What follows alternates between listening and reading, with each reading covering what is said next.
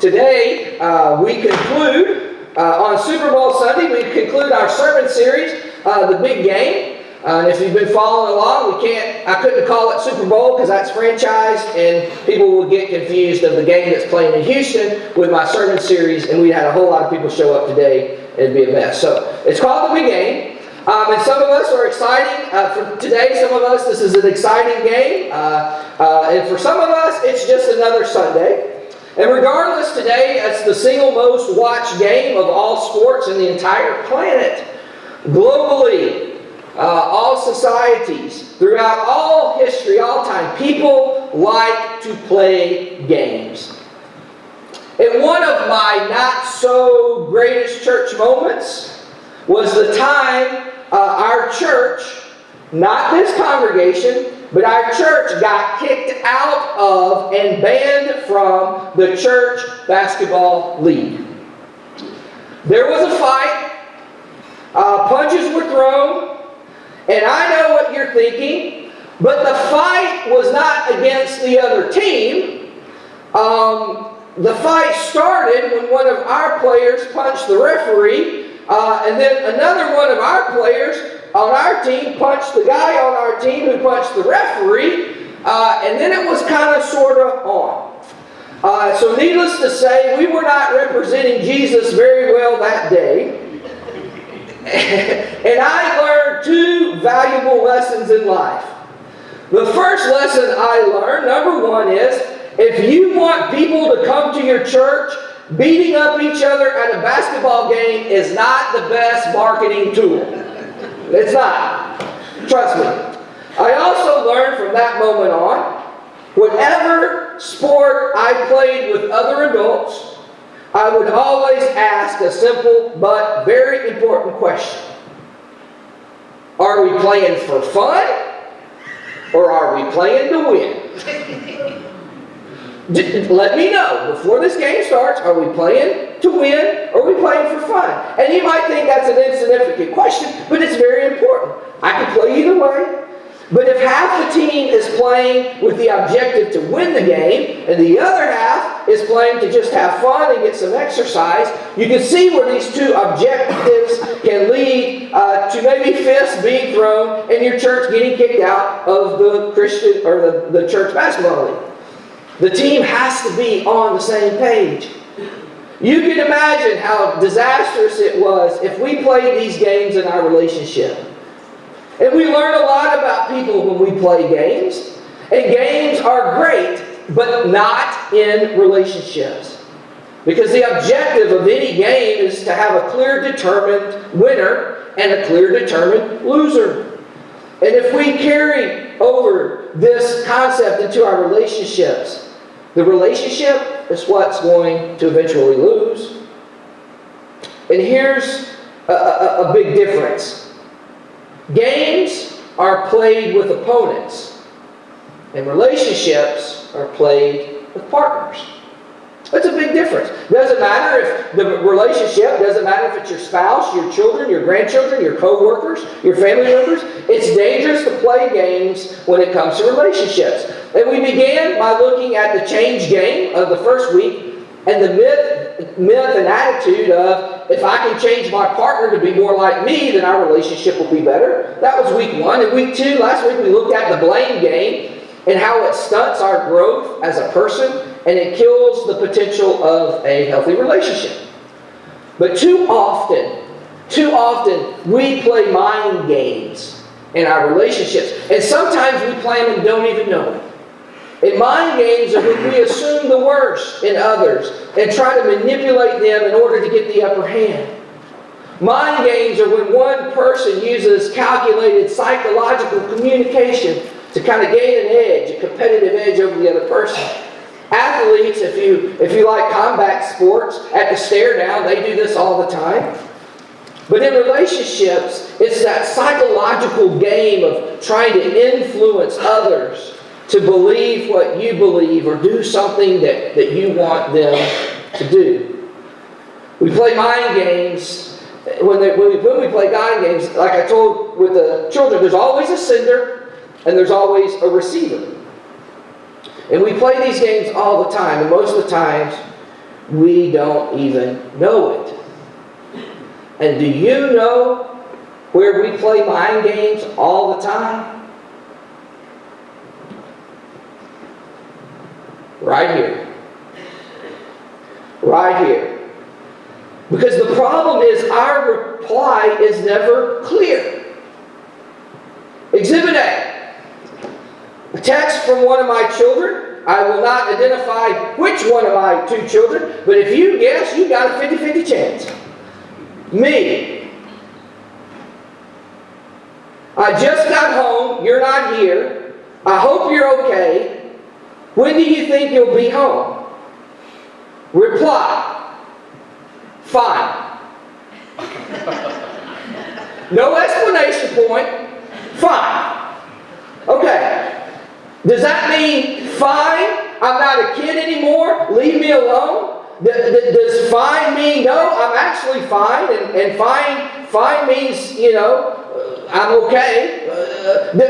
Does fine mean a code word that they're being kidnapped and held for ransom somewhere? And fine means you better come find me? What does it mean? You can see the danger here. And I think that's why emojis were invented, because now they can say fine, happy face. We know everything's okay. We've all sent something. And there's always a sender and a receiver.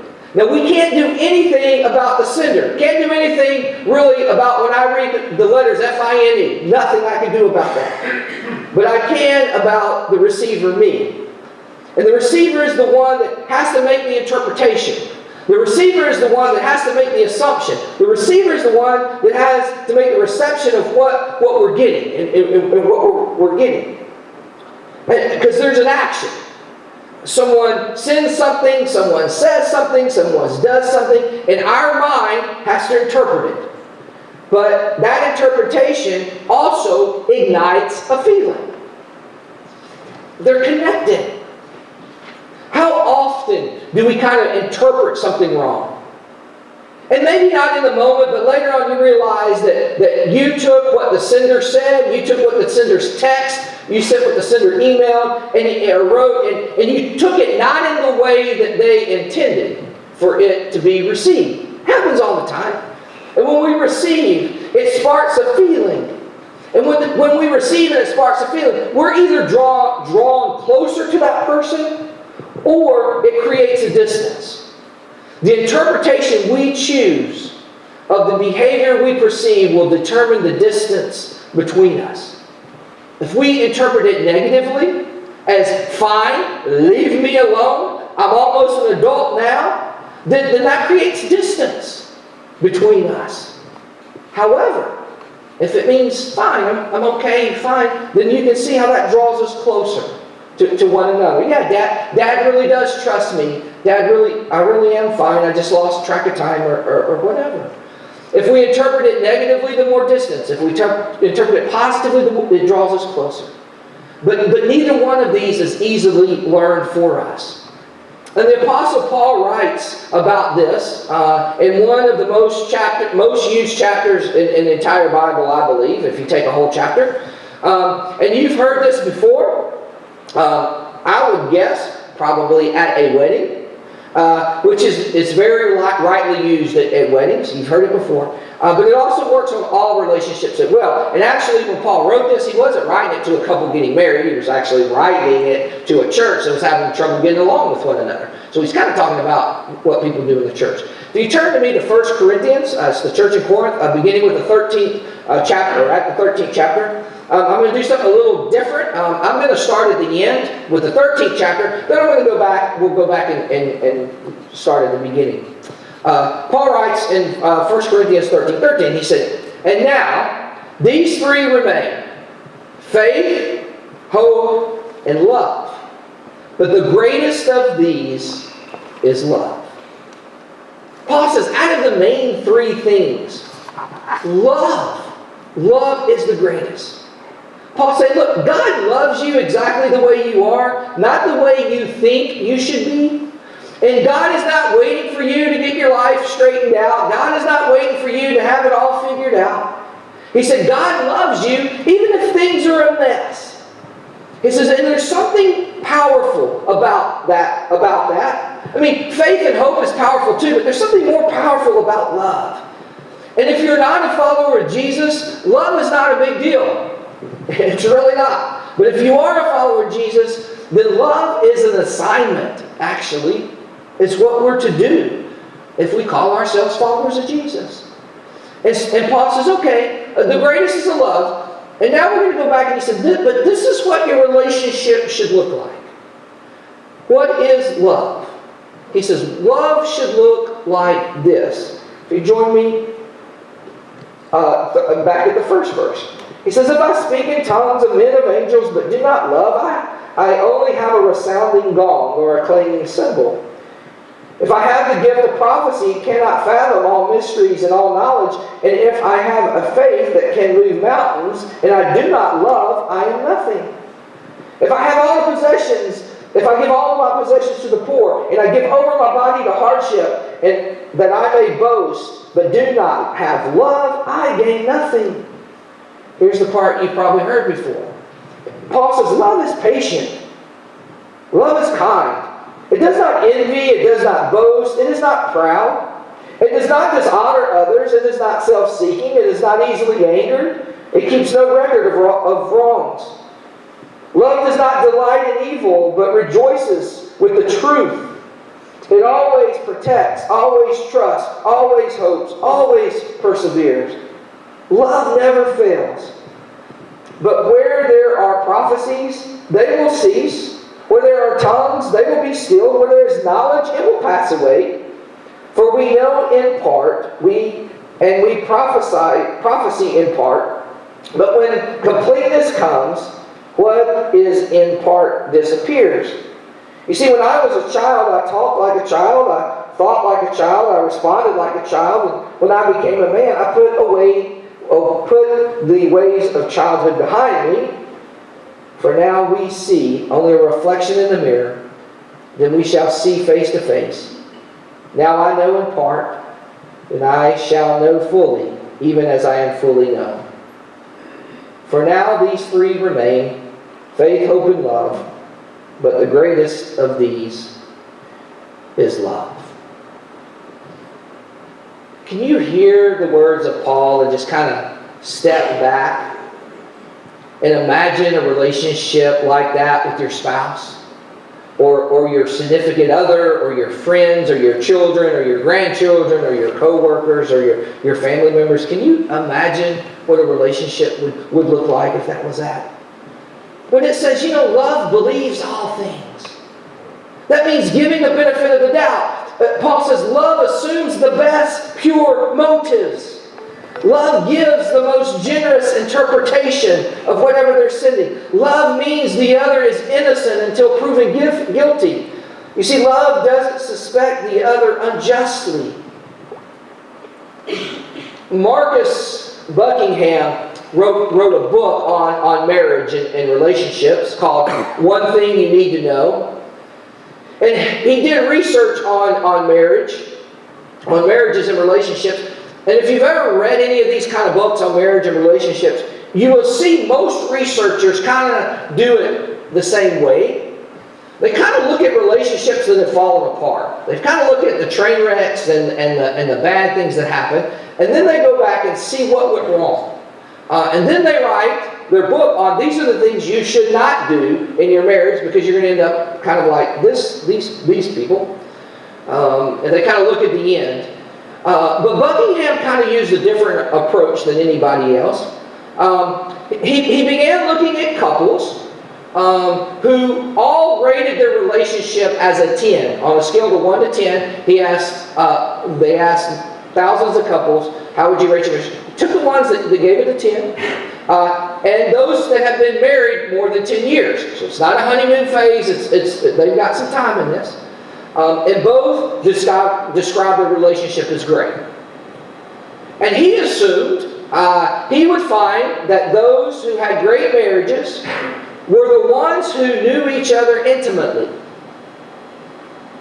That knew each other so close that they were like inseparables. That they took intimacy to a different level. That they knew each other so well. But after his research, he found that was not the case. Actually, it was contrary. You see, when he found out that all the husbands rated their wives' strengths way higher than their wives rated their own strengths. He noticed in his research that the wives rated their husbands' strengths way higher than the husbands rated their own strengths. Also notice when it came to weaknesses that the husbands saw their wives' weaknesses as far less than the wives saw their own weaknesses, and vice versa. The wives saw their husbands' weaknesses a lot less than they saw their own. And I guess it kind of proves a little bit that love is truly blind in a way, in a positive way. You see this positive illusion or benevolent distraction kind of, as he says, spirals upwards, and it leads to security in return, and it creates a great love for one another. It's what he proved. That, simply put, the most generous explanation of each other's behavior, they believed it. The most generous interpretation of the other's behavior or words or whatever, they believed it. You see, the mind game is whenever there is an action, your mind must interpret it. And in these great marriages, they interpret it as a good feeling, not a negative feeling. There's your sociology, lesson 101 for today. But this didn't happen. This didn't happen. This is totally hypothetical that I'm fixing to tell you. This is only an example that I could come up with on how we can stop playing name games. I wanted to put the rubber to the road. But my wife's not here, but I promise you this never happened. Never, ever. Promise you. It's an example of how we can stop playing the name game. Never happened. Never happened. Got me? I come home. I have done a funeral. I'm exhausted. I flop in my big chair. I grab my Coke Zero. I turn on the TV. And it's not even get the ba-da-da, ESPN out. And in walks my wife, Kelly. And she looks at me. And she says, never happened. Are you going to cut the grass? Simple question.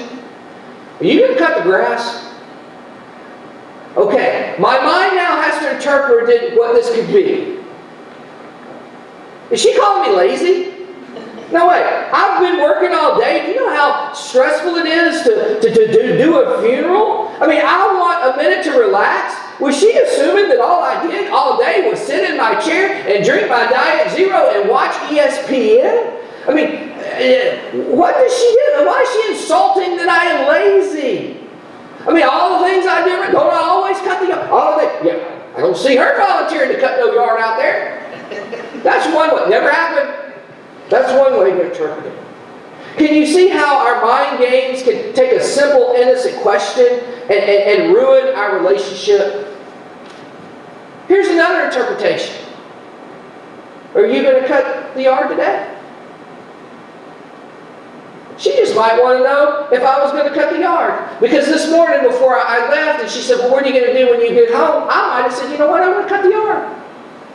Simple. There's nothing behind it.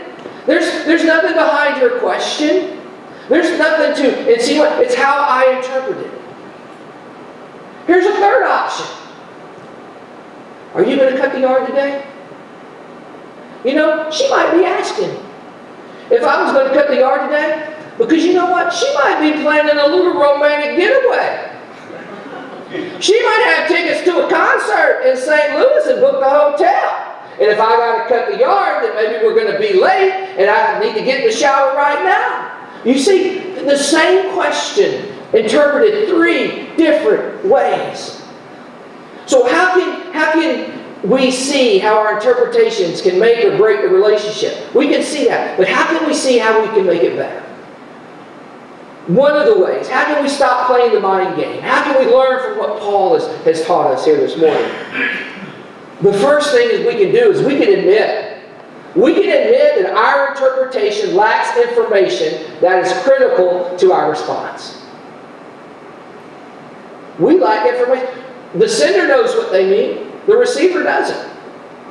We lack information. And something the sender knows is something we do not. Kelly knows her intention by asking me that question. I don't. The second thing we can do is we can choose to always believe the best. Always believe the best. So the next time she comes in and says, "Are you going to cut the yard today?" I was like, "Cheap trick? We going out? What?" I can assume to always choose the best. But what if their past behavior causes me to reflect negatively? If you have a clear picture and you have a clear understanding, sometimes distance is okay. Sometimes distance is okay. You've had a bad day at work because you're insinuating I didn't cut the yard. So why don't you just go upstairs and I'll be up there in a little bit. Sometimes distance is okay with past behavior. Then we can also ask direct questions when we just can't believe it. You see, most of us go to another source instead of going to the sender. The next day I go in the gym with my buddies. You wouldn't believe what she said. I was sitting on the couch, just got on. She said, "You won't cut the yard?" What do you think she meant by that? I'd have 12 different answers. "Oh, she's mad at you." Go to the source.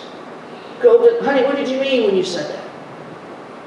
You see, never happened though. I won't go on record. That never happened. It was just an interpretation. You see, the interpretations we choose will determine the amount of distance between us. And there are outliners and there are deal breakers. Whenever there's addiction or abuse or infidelity and some of those deal breakers, and that's a very different conversation. Very different conversation. But some of us play mind games with God. We made some assumptions, we made some interpretations, and it negatively interpreted God and put God in a bad light. And that created distance between us and our Creator, and the one that loves us so much. And maybe we feel God is keeping us from something. But in reality, God is keeping, maybe we think God is keeping something from us. And in reality, maybe God is keeping us from something that will harm us. Something that would cause us to be dangerous to us or damage us in some way. See, God's love was proven through Jesus Christ. And if you feel or you accept this love, it will make or break everything in your life. You will choose the most generous interpretation of what you feel like God is sending you. And it just might change everything. You see, in this big game called life, the ball is in our court. So we've got to choose the way we play it. Will you pray with me? Gracious and wonderful God, we pray, dear God, that we're just able to love more. We live in a world that wants to divide us. We live in a world that wants to throw fear at us. We live in a world that's divisive.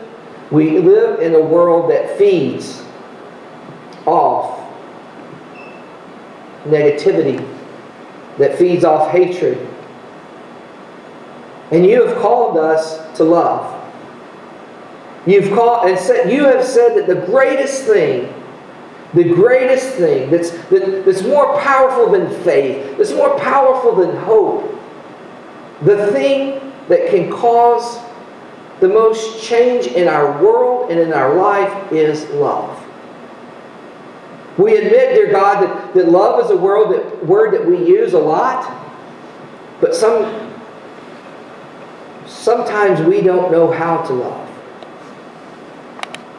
Love is interpreting the other's words and actions in the most positive light.